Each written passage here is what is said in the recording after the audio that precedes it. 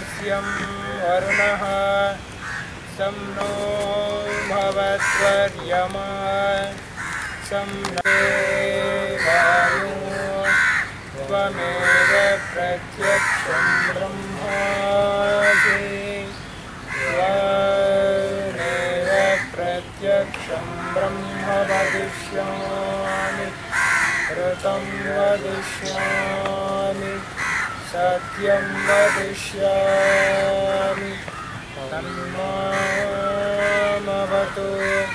तद्वक्तारमवतु अवतु माम् अवतु वक्तारम् ॐ शान्ति शान्ति शान्तिः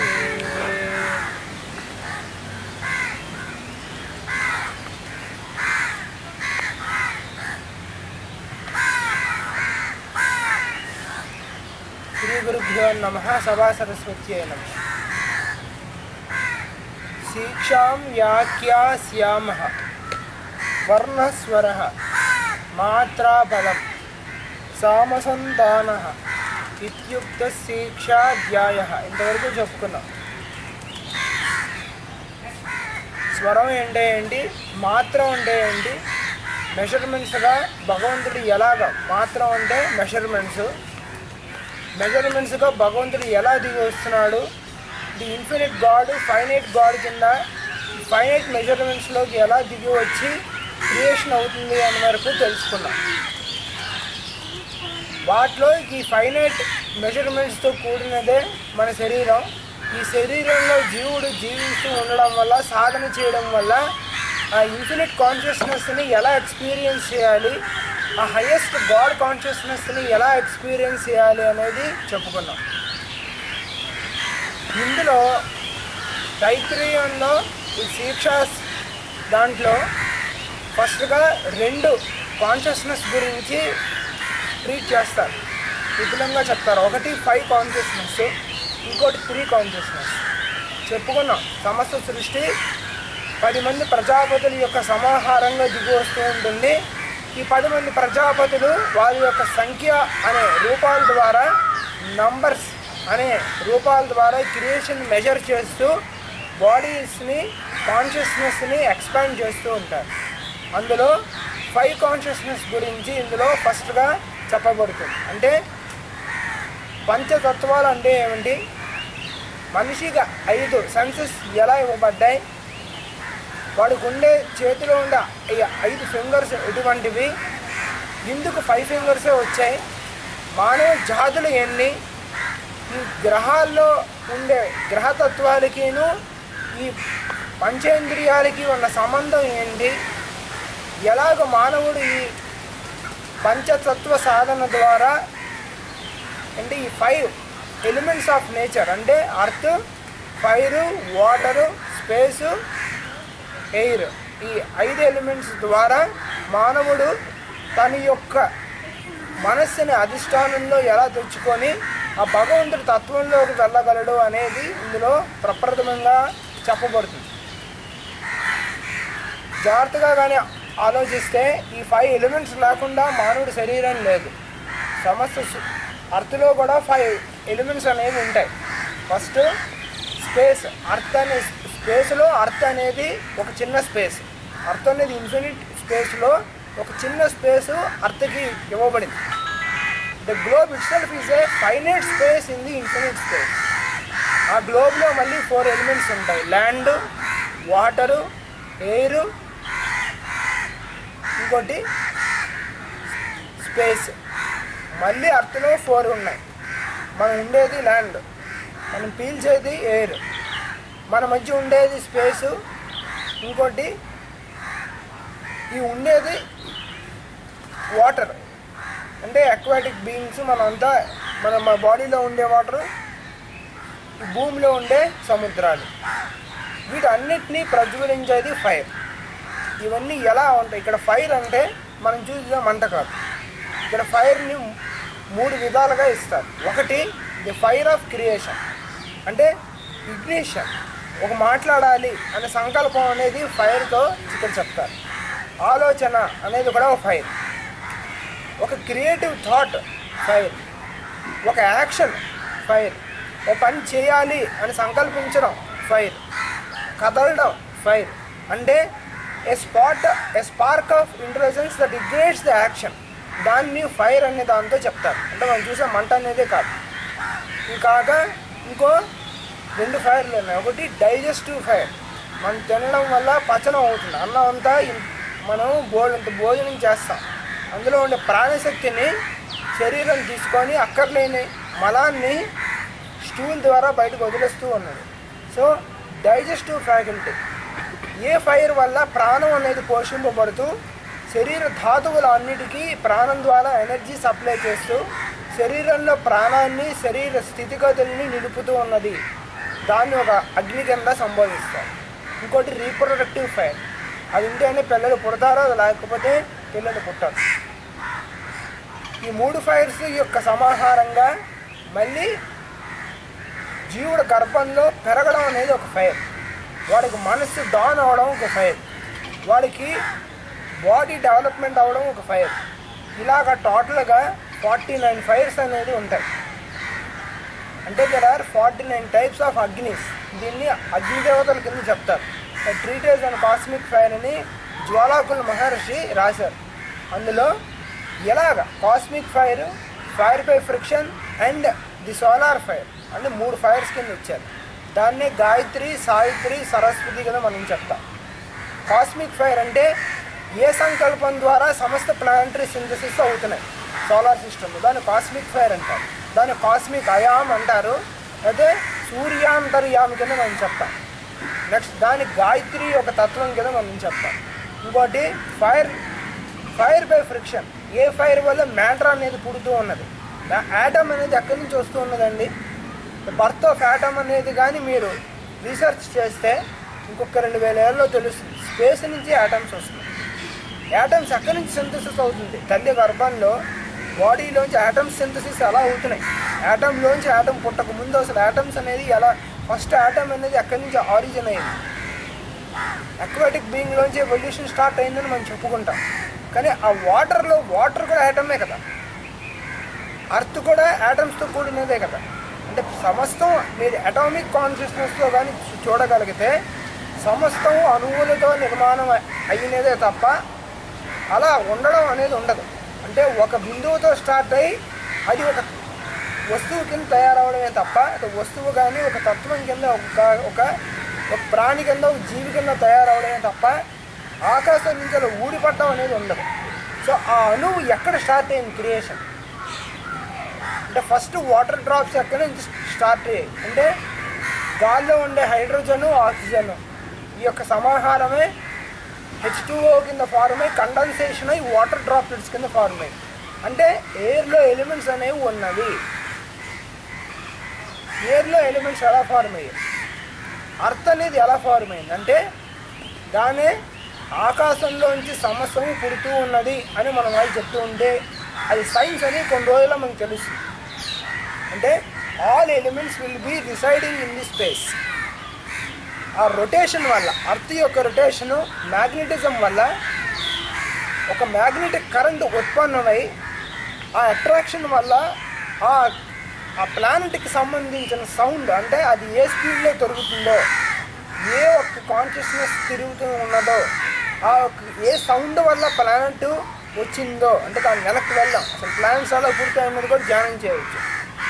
అంటే ఒక్కొక్క ప్లానెట్కి ఒక్కొక్క సౌండ్ అనేది ఇవ్వబడి ఆ ప్లానెట్ సూర్యుడు ముందు నేనున్నాను అనుకుంటూ ఆకాశం నుంచి బయటకు వచ్చాడు. తను వచ్చిన వెంటనే తన యొక్క తత్వాన్ని తను ధ్యానిస్తూ ఉండగా, ఓంకారాన్ని ఉచ్చరిస్తూ ఉండగా తనకంటూ ఒక రూపము, శబ్దము, రంగు, లావణ్యం అనేది ఏర్పడి దాని ద్వారా దాని యొక్క ఆలోచనలుగా గ్రహాలు అనేవి పుట్టాయి. ఆ గ్రహాలు కూడా నేనున్నా అనుకుంటూ ఆకాశంలోంచి ఎమర్జ్ అయ్యాయి. అంటే పుట్టడం అనేది కాదు, they are already in space. సూర్యుడి యొక్క ఆలోచన తత్వం ద్వారా స్పేస్ నుంచి రూపు కట్టుకున్నాయి. అంటే మనం ఒక కుండను కానీ మట్టితో కుండను చేసిన బొమ్మ మొట్టమొదట ఎక్కడుంటుంది? మన మైండ్లో ఉంది. మైండ్లో మనకు ఒక ఐడియా వచ్చిన తర్వాత ఒక బొమ్మను చేద్దాం కానీ, ఒక ఆట బొమ్మను తయారు చేద్దాం కానీ మైండ్లోకి ఆలోచన వచ్చాక అది చేతులతో మనం ఫిజికల్గా రూపాన్ని తయారు చేస్తాం. ఒక మిషన్ని కానీ, ఒక బండిని కానీ, ఒక ఏరోప్లేన్ కానీ కనుక్కునే ముందు ఏరోప్లేన్ అక్కడ ఉంటుంది, మైండ్లో ఉంటుంది. ఒక ఆకాశంలో ఎగిరే వస్తువును తయారు చేద్దాం, దానికి కావాల్సినవి ఏంటి అనేది ఉన్న వస్తువులతో మనం ఆలోచించుకొని దాన్ని ఏర్పాటు చేస్తాం, అరేంజ్మెంట్ చేసుకుంటాం. దేనికి మన మైండ్లో ఉండే ప్రోటోటైప్ ఐడియాకి సిమిలర్గా ఉండే వస్తువులను తెచ్చుకొని ఐడియా చేస్తాం. అంటే the first idea comes to the mind, అంటే థాట్ ప్లేన్లో ఉన్నది. అంటే సృష్టి ముందుగా ఎవడో ఒకడు భాషించి సృష్టి చేసి ఉన్నాడు, అది బయటకు వస్తూ ఉన్నది తప్ప భౌతికంగా తయారు చేయడం అనేది కాదు. దాన్నే the great architect of the universe అంటారు. అంటే what does the great architect of the universe does అంటే ఈ సోలార్ సిస్టంలో ఉండే ప్రతి ప్లానెట్ని, అందులో ఉండే లివింగ్ బీయింగ్ని మెంటల్ ప్లేన్లో అతను సంకల్పించి షేప్ చేసి ఉంటాడు. చేసిన వెంటనే అతను సూర్యుడికి ఇస్తాడు. సూర్యుడికి ఇచ్చిన వెంటనే ఆయన్ని విశ్వకర్మ అంటారు. విశ్వకర్మనేమో తన ప్రణాళికను సూర్యుడికి ఇస్తే సూర్యుడు ఆ షేప్స్ని వాటిని రిసీవ్ చేసుకొని ద సౌండ్ ద్వారా ఒక ప్లానెట్ని సింథసైజ్ చేస్తాడు. ఆ ప్లానెట్ కూడా ఆ ప్లానెట్లో ఉండే బీయింగ్, ఇప్పుడు మన ప్లానెట్ని ప్లానెట్ అనం, ప్లానెటరీ బీయింగ్స్ అంటాం, అయితే లోగోస్ అంటాం, అయితే గ్రహాంతర వాసులు అంటాం, అయితే గ్రహాంతర్యామి అంటాం. మనం ఎలాగో గ్రహం కూడా ఒక ప్రాణంతో కూడిన దేవత కింద ఆరాధన చేయాలి. ఆ ప్లానెట్ కూడా నేనున్నానని సంకల్పించి తనలో ఉండే జీవరాశుల్ని షేప్ చేసుకుంటుంది. ఏది ఎలా ఉండాలి, నెక్స్ట్ రాబోయే జాతులు ఏమిటి, అంటే మనలో ఉండే అణువులు మన యొక్క తత్వానికి ఎలా ప్రతిగుణంగా ఉంటాయో అలాగే భూమి యొక్క తత్వానికి అనుగుణమైన మనుషులు, జీవరాశులు భూమి మీద మాత్రమే ఉంటారు. కనుక ఒక గ్రహంలో ఉండే జీవరాశులు వాటి దేహాలు ఇంకో గ్రహంలో ఉండే వాళ్ళతో పోలిక ఉండదు. ఒక మనిషికి ఉండే శరీరతత్వం ఇంకో మనిషికి ఉండే శరీరతత్వం వేరు. ఒక భూమిలోనే ఇలా అయితే ఇన్ని గ్రహాలు వేరేగానే ఉంటాయి. అంటే ఫస్ట్ మనం సంకల్పంగా దిగి వస్తున్నాం, వచ్చిన తర్వాత సంకల్పం భావన కింద అవుతుంది. మనసు ద్వారా ఆ సంకల్పానికి భావన అనేది, రూపురేఖలు అనేది మనం అది ఎలా ఉండాలి అనే క్యారెక్టరిస్టిక్ ప్రాపర్టీస్ అంటాం అని దాన్ని వాడికి పెడతాం. అది పెట్టిన వెంటనే ఆ క్యారెక్టరిస్టిక్ ప్రాపర్టీస్కి అనుగుణంగా బీయింగ్స్ని మనం తయారు చేస్తాం. అలాగే ప్లానెట్ కూడా. సో ఇక్కడ ఇందులో వీళ్ళేం చెప్పారంటే ఆ సృష్టి ఒక రిథంతో కూడినది, ఒక మీటర్తో కూడినది. మన కింద క్లాసులో చెప్పుకున్నట్టుగా భూమి సూర్యుడి చుట్టూ తిరగడానికి 365 డేస్ ఎందుకు పడుతుంది, తన చుట్టూ తను తిరగడానికి 24 అవర్స్ ఎలా పడుతూ ఉన్నది. దాన్ని బట్టి ఆ time period of rotation of earth and revolution of earth బట్టి టైం సైకిల్స్ అనేది అర్త్ యందు మాత్రమే ఒక విధంగా ఏర్పాటు అవుతూ ఉన్నది. అంటే అర్త్లో ఉండే వాడికి సంవత్సరానికి 360 డేస్ తప్ప మార్స్లో ఉండేవాడికి, వీనస్లో ఉండేవాడికి మన టైం సైకిల్స్ వేరు. తీసేయండి. గ్రహాల్లో ఉండే వాళ్ళకి కాకుండా మనం ఉండే ఒక ప్లానెట్లో ఉండే బీయింగ్స్కి ఒక్కొక్కడికి టైం సైకిల్ వేరు. మనుషులకి పిండ నిర్మాణానికి కావాల్సిన టైం పీరియడ్ వేరు, ఆవులకి వేరు, పక్షులకి వేరు, చీమలకి వేరు, మళ్ళీ ఒక్కొక్క క్రీచర్కి, యానిమల్కి వాటి యొక్క టైం పీరియడ్, లైఫ్ స్పాన్ వేరు. సో టైం అనేది కాన్స్టెంట్ కాదు. మనం అనుకుంటున్న టైం మనకు మాత్రమే తప్ప టైం అనేది లేదు. There is nothing as time. Time is there. It is not constant. It varies with the living beings. సిద్ధులకి, యోగులకి టైం ఉండదు. ఎందుకంటే వాళ్ళ యొక్క ప్రజ్ఞని ఆ యొక్క ఆత్మ ప్రజ్ఞతో, భగవంతుడి యొక్క ప్రజ్ఞతో అనుసంధానం చేస్తుంటారు. కాబట్టి వారి దేహంలో ఉండే అణువులు వాళ్ళు చెప్పినట్టు ఉంటాయి. కాబట్టి వాళ్ళకి వయస్సు రావడం కానీ, కాయకల్పం అని కొన్ని విద్యలు ఉన్నాయి. దాని ద్వారా ఏంటంటే ఎన్ని సంవత్సరాలైనా బతకచ్చు. అలాంటి ఋషులు ఉన్నారా అంటే చాలామంది ఉన్నారు మన భారతదేశంలో. 100 years, 200 years, 300 years బతికిన ఋషులు ఉన్నారు. హిమాలయస్లోకి వెళ్తే 1000 సంవత్సరాలు కూడా ఉన్న ఋషులు ఉన్నారు. ఎలా అవుతూ ఉన్నది అంటే ఏ ఒక్క ప్రజ్ఞతో మనం అనుసంధానం చెంది ధ్యానం కానీ చేస్తే భౌతిక యొక్క అణువులే మారుతున్నాయంటే మనస్సు, ఇంద్రియాలు, మన యొక్క ప్రజ్ఞ కూడా అటువంటి తత్వంలోకి అనుసంధానం చెందగలిగితే మనం మన కాన్షియస్నెస్ ఫైనైట్ మెజర్మెంట్స్ అంటే బాడీ అంటే జైల్లో ఉండే పరిస్థితి. ప్రస్తుతం మనం దీన్ని వీళ్ళు అదే అంటారు, శరీరంలో ఉండే ఆత్మ అంధకారంలో ఉన్న అంధకారం అనే శరీరంలో బంధితమైన జీవుడుగా వర్ణిస్తారు ఒక పక్క. ఇంకోటి శరీరమే దేవాలయం, సమస్త బ్రహ్మాండము శరీరంలో ప్రతిబింబిస్తుంది కాబట్టి శరీరంలో ఉండగానే పరబ్రహ్మ విద్యని పొందగలరు. అంటే సాధన ఇందులోనే చేయాలి, అలాగే ఇందులో ఉండిపోకూడదు. మళ్ళీ శరీరం టెంపరీ, పర్మనెంట్ కూడా కాదు. ఏజ్ అనే ఒక టైం స్పాన్ అనే ఒక పీరియడ్లో శరీరం మృత్యువు వైపు వెళ్తూ ఉన్నది. మనం పెరుగుతున్నాం అనుకుంటాం, కానీ పెరుగుతున్న బట్టి మనం గ్రోత్ రేటు డెత్ రేటుకి దగ్గరగా వస్తూ ఉంటాం. ఏదో శరీరం వదలాల్సిందే, ఇది పర్మనెంట్ కాదు. కానీ ఈ టెంపరీ యొక్క శరీరంలోనే పర్మనెంట్ వాల్యూస్ అనేది పొందాలి. తైత్రేయంలో ఉండే రెండు పక్షులు అవే, ఒకటి టెంపరీ వాల్యూస్తో కూడినది, ఇంకోటి పర్మనెంట్ వాల్యూస్తో కూడినది. మరి ఇటువంటి పరబ్రహ్మ జ్ఞానాన్ని టెంపరీ అంటే శాశ్వత కానమైన శరీరంతో ఎలా పొందాలి అంటే ఇక్కడ ఇచ్చారు 5 విధానాలుగా పరబ్రహ్మాన్ని మనం సంస్పర్శ పొందగలం. ఏంటట? ఒకటి అధిలోకం, అధిలోకము, అధిప్రజం, అధిద్యోతిషం, అది విద్యం, అధ్యాత్మం అని 5 పుస్తకాల కింద ఇచ్చారట. అంటే సమస్త సృష్టి 5 పుస్తకాల కింద వస్తూ ఉన్నదట. అది మనకి పంచేంద్రియాల ద్వారా ఇవ్వబడ్డాయట.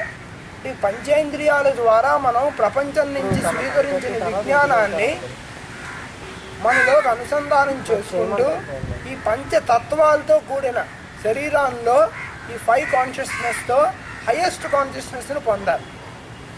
ఏంటి? ఫస్ట్ కాన్షియస్నెస్ అధిలోకం, అంటే మనం అనే consciousness, I am consciousness. I am consciousness అంటే నేను ఉన్నాను అనే కాన్షియస్నెస్ని ముందు సాధన చేయాలి. నేను ఉన్నాను అనడానికి సాధన ఏంటంటే మనం ఉన్నాం కదా అని. ఆ నేను ఎవరు? ఈ శరీరమా? అది నీది, అది నువ్వు కాదు. నీ డిగ్రీయా అంటే ప్రొఫెషనా? ప్రొఫెషన్ నీది కానీ నువ్వు కాదు. నీ మనస్సా? నువ్వు నీ మనస్సు కాదు, మనస్సు కూడా ద్వారా నువ్వు పనిచేస్తున్నావు తప్ప మనస్సు కూడా నీది కాదు. మరి నీ బుద్ధ అంటే నువ్వు నేర్చుకున్న విద్య, అదే నువ్వే చెప్తున్నావు నువ్వు నేర్చుకున్న విద్యని, అది కూడా నీది కాదు. మరి నువ్వు ఎవరు? మనం ఎవరు అని ధ్యానం చేయాలి. అదే మొట్టమొదటిగా బ్రహ్మకు కూడా వచ్చింది. బ్రహ్మ విష్ణువు యొక్క నాభి కమలం నుంచి వచ్చిన వెంటనే మొట్టమొదటిగా అడిగిన ప్రశ్న ఇదే, నేను ఎవరు అని. నేను ఎవరు అంటే నువ్వే అంటారు. నేను అక్కడున్నానంటే ఇక్కడే ఉన్నాను అంటే ఇందులో ధ్యానించవలసిన చాలా ఉన్నది. మనం ఎవరు? ఇదే ఇందులో కూడా మన భగవద్గీతలో కూడా కృష్ణ పరమాత్ముడు అర్జునుడికి చెప్తాడు, ఇమం వ్యవస్వతే యోగం ప్రోక్తవాన్ అహమవ్యయం వివస్వాన్ మనవే ప్రాహ మనరిక్ష్వా కవే బ్రవీత్. ఈ బ్రహ్మ విద్య ఎక్కడి నుంచి వస్తున్నదంటే నేను మొట్టమొదటిగా ఇమం వ్యవస్వతే యోగం ప్రోక్తవాన్ అహమవ్యయం. వివస్వాన్ అంటే సూర్యుడి యొక్క మైండ్కి ఫస్ట్ మొట్టమొదట నేను విద్యను ఇచ్చాను. ఆ సూర్యుడు ఇక్ష్వాకు అంటే ప్లానటరీ మైండ్ అనే వాడికి ఈ ప్లాన్ని పాస్ చేశాడు. ఈ ప్లానటరీ మైండ్ జీవులు యొక్క వాళ్ళ మైండ్గా వాళ్ళని సృష్టిస్తూ ఉన్నది. కాబట్టి నువ్వు ఈరోజు నీ ప్లాన్ అనే దేహాన్ని తీసుకొని నువ్వు బ్రతుకుతూ ఉన్నావు.